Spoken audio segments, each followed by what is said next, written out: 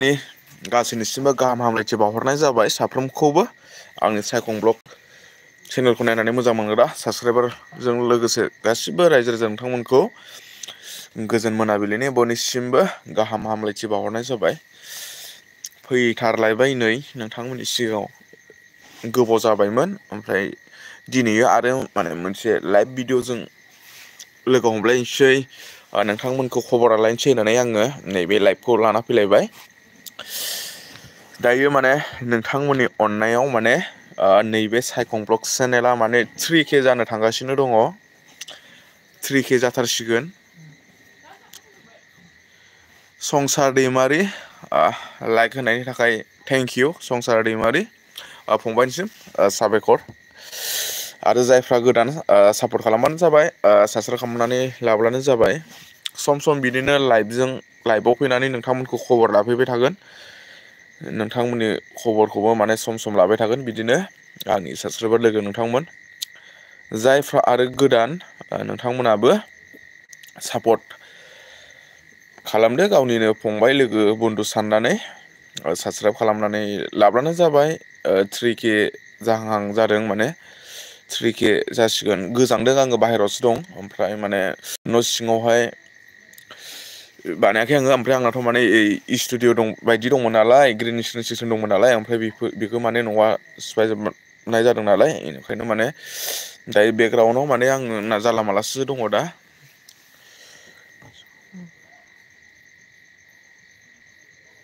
comment श' जायाखै नोंना दा कमेन्ट श' जादों ओमफ्राय केन श' कमेन्ट श' जायाखै नोंना दा कमेन्ट श' जायाखै माने आंबो बारा मिथिया दे मा जादोंना जायाखैथाय आंबो माने एसे गोदानसो नालाय नोंथांमोन माखौबा मिथियालै आङो नायनांगोन र' सेटिंफ्राव माबा मोनसे प्रब्लेम जाना दं नालाय लाजिला आं बांद्राय माने गोदानसो नालाय बारा माने खुला खुलि माने माबानो हायाखै माने लाजियो बांद्राय खुला खुलि माने भिडिअ बानायनो साहस हाथ'वाखै दायो माने हालांगासिनो दङ लाजिनाया माने खमायलांगासिनो दं दा माने एसे सेन्टारफोरब्लाबो हाथायफोरब्लाबो बेनिफ्राय माने एसे बेफोरबायदि लांदां जायगा मानसिफोर थानायाव माने आं दा बानायो बानायनायालाय ओमफ्राय माने दा लाजिनाया खम जाबाय दे एसे फार्स्ट समावसो ओरैबायदि लाजियोमोन ओरैबायदि लाजियोमोन फार्स्ट समाव ओरै ब्लग बानायबाथ' ओरै लानांगौ नालाय आंथ' ओरैसो बानायोमोन नालाय जेबो आइदिया गैयामोन नालाय नोंथांमोन फार्स्ट समाव ब्लगखौहाय ओरैसो बानायोमोन नालाय ओरै लायोमोन आरोना केमेराखौ बेनिफ्राय आङो गोबां इउटुबाव नायबाय फेसबुकफ्राव माने इउटुबफ्राव नायबाय ब्लगखौ माबायदि बानायो बेनिफ्राय ब्लगखौ माने ओरै उननि केमेराजोंसो बानायनांगौ आरोना उननि केमेराजों होमबाना बेकग्राउन्डखौबो क्लियार नुजोबो ओरैजाय सिगांजों बानायोब्ला बेकग्राउन्डखौ बारा क्लियार नङा नोंनि मोखाङानो होथेजोबो नालाय उनथिंजाय बानायनांगौ उनथिंजाय बानायोब्ला बेकग्राउन्डखौ माने क्लियार नुजोबो एकदम माने फार्स्ट समाव बिराद लाजियोमोन दा माने लाजिनाया होमबाबो एसे एसे दंबावो 100आव नोंथांमोन 100आव माने 80%सो खारदों लाजिनाया 20%आनो दंबावो आं नोंखौ रिटार्न खालामाखै फंबाय र' खालामनि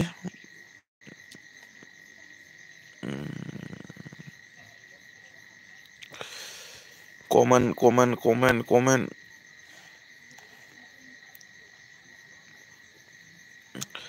आं गोजांदोंलै नोंथांमोन माने लांदांसोलै गोजौआव उखुम गैया न' सिङावहायबो माने एकदम बायला जिलाथार नालाय बेनिखायनो माने बारा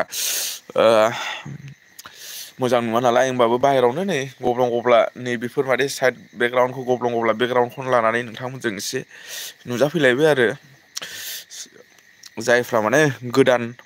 नोंथांमोना साबसक्राइब खालामनानै लाब्लानो जाबाय सापर्ट खालामब्लानो जाबाय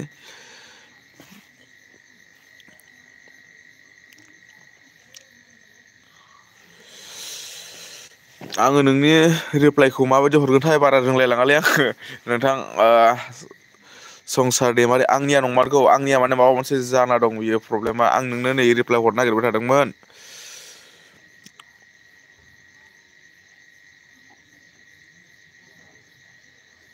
दायो माने माबा मोनसे जाना दंखोमालै सेटिंआव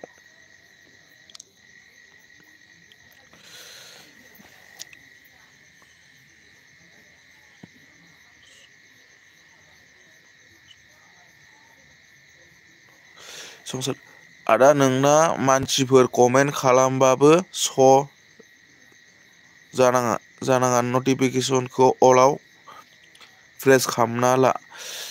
जागोन दे आङो ना माबा मोनसे प्रब्लेम जाना दं खोमा खालामनानै लागोन दे आङो मोजां नायफिननांसिगोन दाथ' आंनि रिप्लाइखौनो हरनो हायाखै आं दा माबा मोनसे जानानै दं इयो जाम्बा नालाय बारा रोङा माबा माबि बेफोरबायदिनो माने दासो एसे लासै लासैसो रोंलांगासिनो दङ मोनसे मोनसे माने दासो रोंलांगासिनो दङना नोंथांमोन आंबो माने एथ'बां बेफोरबायदि माने रोंखानाय नङा नालाय दासो रोंलांगासिनो दङ बेफोरबायदि माने आंनाव माने माबा गैखाया आंबो माने मालायफोरनि भिडिअ नायै नायैसो इउटुबावहाय माने नायै नायैसो आंबो खुलिनाय नालाय बे चेनेलखौ बानायनाय नालाय ओमफ्राय आंनाथ' चेनेलनि नामा गोबां सोलायनाय जादों ओमफ्राय नैबेनो माने फिक्स दै आंना चेनेलनि नामा दा आंनि नामा माने सायखं ओमफ्राय सायखं सरगियारि नैबेनो आरो जाबाय आरो ना नामा ओमफ्राय आंनि भिडिअफ्राथ' माने गोजानावबो थांनाय जाया अबावबा माने गोजानावबो थांनानै भिडिअ बानायहैनो हायाखै आङो ओमफ्राय आङो माने बेफोरबायदि मोजां जायगाबो देखायनो हायाखै होमबाबो आङो नाजाबाय थादों सानफ्रामबो माने नोंथांमोननि सिगाङाव भिडिअ लाबोबाय थानो जाबाबो जायाबाबो आङो होबाय थानाय जादों भिडिअ जायफ्रा मोजां मोनो निस्सय नायगोन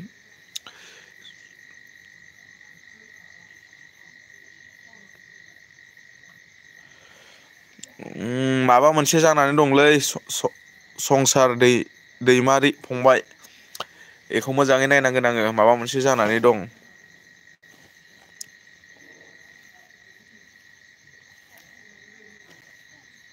नै माखौबासो सेरफ्लांलायबायलै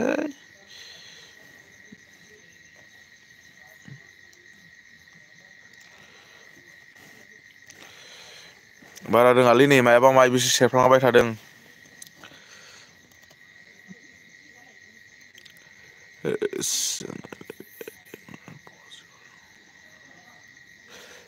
जियानो जा दिनै बिदिनो थाथोंसै नेक्स्ट लाइभआवहाय नोंथांमोनजों माने मोजाङै बिदि कमेन्ट खालामफिनलायनो हानाय बानायनोसै माबा मोनसे जाना दं बेयो सेटिंआव थारमाने बारा रोङाखै आङो बेखौ सेटिंखौ मिलायनो नै लाइटआ स अफ जालाय लांबायमोन फ्लास लाइटआ नैबेलाय मा संसार दैमारि फंबाय नोंथाङा खम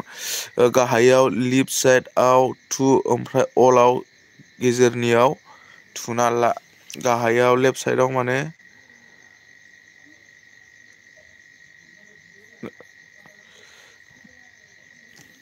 लेफ्ट साइड थुबाय लेफ्ट साइडआव थुनानै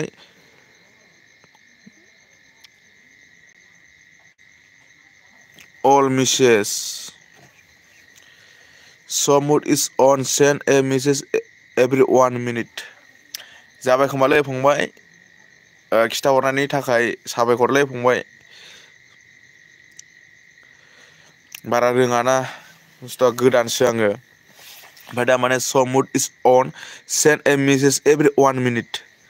नैबेबायदि ओंखारबायलै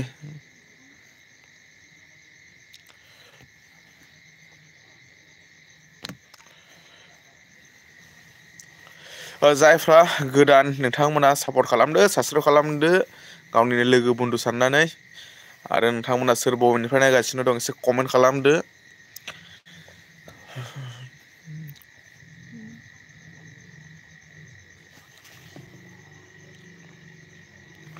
स'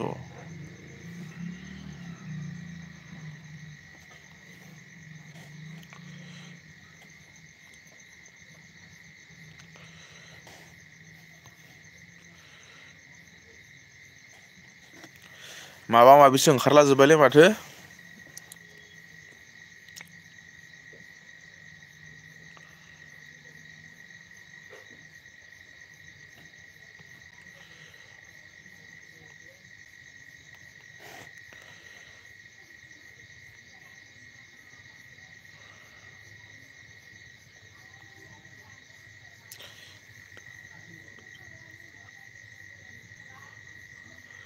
मानो बिदि ओंखारदों मोनथिला दै फंबाय मा जादोंथाय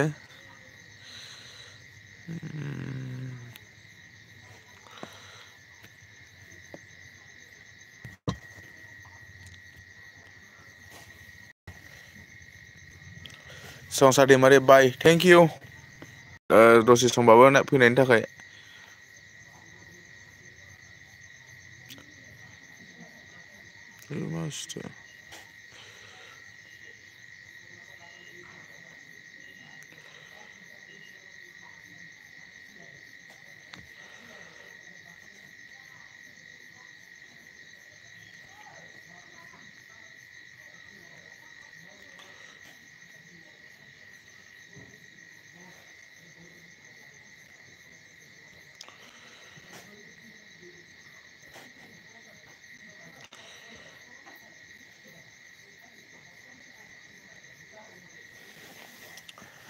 माबा माबिसो जाला जोब्बायलै मोननै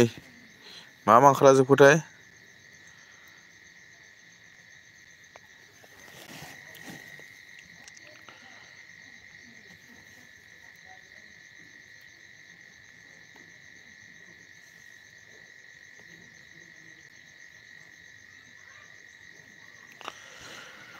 बोरै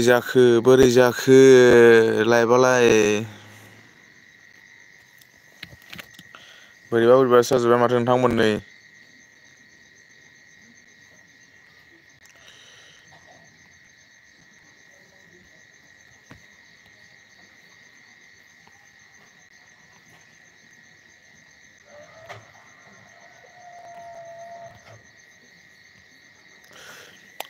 बोरैबा जाजोब्बायलै नोंथांमोन लाइभआ नै सिटिंआनो बोरैबा माबा मोनसे प्रब्लेम जानानै दंबाय थायो नै मिलायनोनो हायाखै आं मेसेज डिलेट बाय सायखं ब्लकनो माबा माबिसो ओंखारलाजोब्बाय थ' जियानो जा नोंथांमोन माबा मोनसे जाना दं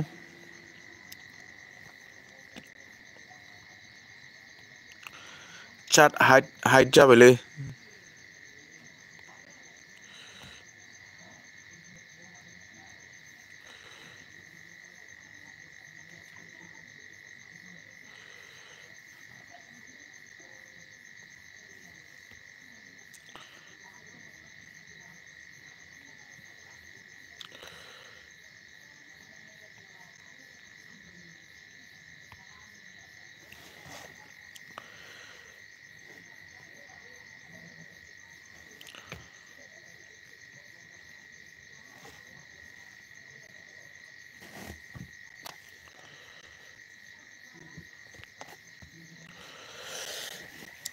थ' जियानो जा लोगो माबा मोनसे प्रब्लेम जानानै दं नै लाइभआव फैबाय थाया नालाय आङो ओमफ्राय नैबे फंबायना माथो मेसेज खालामनानै डिलिटसो जालांजोब्बाय मानो बिदि जाखो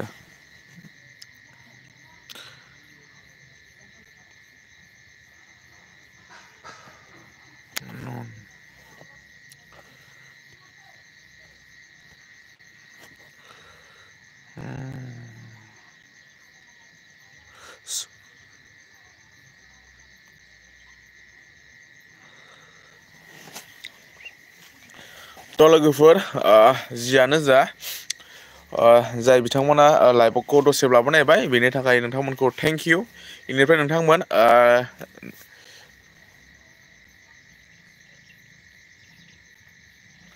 जाला ओंखारना हाबबाबो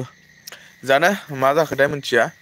बेखौ नायनांगोन आङो माबा मोनसे प्रब्लेम जाना दं खोमा आंबो माने बारा मिथिया नालाय बारा माने रोंजोबा नालाय नोंथांमोना जुदि रोङोब्ला खिथाहर आंनो कमेन्ट खालामहर मा खालामनांगौ बहाय मा जादों प्रब्लेमा मायाव जादों दा चाट फिल्टार कमिउनिटि मडारेसन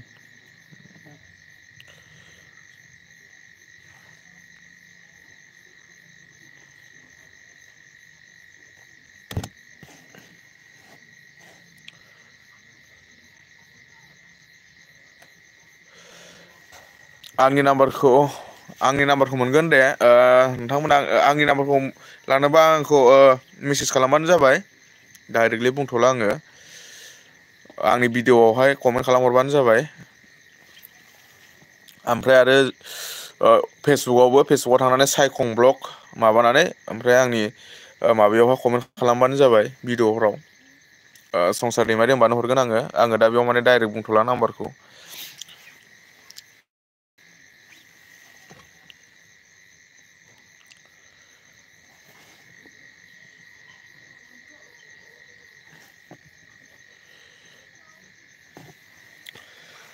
थ' बिदिब्ला लोगोफोर नोंथांमोन आङो लाइभखौहाय बारा गोलाव खालामला दिनैनि लाइभआ माने जाला मालासो जाबाय नै मायाबा माबा मोनसे जाबाय सिटिंआनो माबा मोनसे प्रब्लेम जानानै दं माने मेसेजआ रिप्लाइबो हरनो हायाखै आं नोंथांमोननो लिरनानैबो हरफिननो हायाखै मा जादोंथाय ओमफ्राय आङो माने जियानो जा जायफ्रा मोजां मोनो चेनेलखौ साबसक्राइब खालामना लाब्लानो जाबाय नोंथांमोननि सापर्ट मददखौ एसेब्लाबो मोनलांगोन होननानै आसा खालामो बेफोरबायदिनो ब्लग भिडिअ सानफ्रामबो आङो नैबे चेनेलाव होबाय थायो चेनेलनि नामानो जाहैबाय सायखं ब्लग 3K जाथारसिगोन आसा खालामो नैबे मास जोबनायनि सिगां 3Kखौ कमप्लिट खालामनो हागोन होनना नोंथांमोना जाय बिथांमोना गोदान अननानै एसेब्लाबो सापर्ट खालामदो गावनिनो फंबाय साननानै बा गावनिनो लोगो बन्धु साननानै नोंथांमोना ओमफ्राय माने 3K जाहां जानानै दं नालाय बयनिसिमबो आसा फारि हरदों थाबैनो 3K जागोन होननानै नैबे 2024 बे लास्ट डिसेम्बर माने लास्ट मास जोबनायनि सिगां 3K कमप्लिट जागोन आसा खालामो मालायफोरना 100K 50K मा जालांजोब्बाय आंनो बेफोरखौ नांथ'वा आं दासो गोदान नालाय लासैनो माने जुदि साननायफ्रा जालाङोब्ला साननायफ्रा जुदि जायोब्ला लासैनो माने बेफोरबायदिनो आंबो माने फिसानो इउटुब फेमिलि बानायनानै माने बेफोरबायदिनो भिडिअ हगारबाय थानो सानदों फिसानो इउटुब फेमिलि बानायनो सानदों आंबो बेनिखायनो नोंथांमोननि एसेब्लाबो सापर्ट नांगोन बे इउटुब फेमिलि बानायनायाव बेनिखायनो नोंथांमोना निसय सापर्ट खालामगोनखौ आसा खालामो नोंथांमोना बिदि गोदानब्लाथाय साबसक्राइब खालामना लाब्लानो जाबाय आंनि भिडिअफ्राथ' बेफोरबायदिनोसै आंनावथ' माने दामि केमेराबो गैया DSLRफोरबो गैया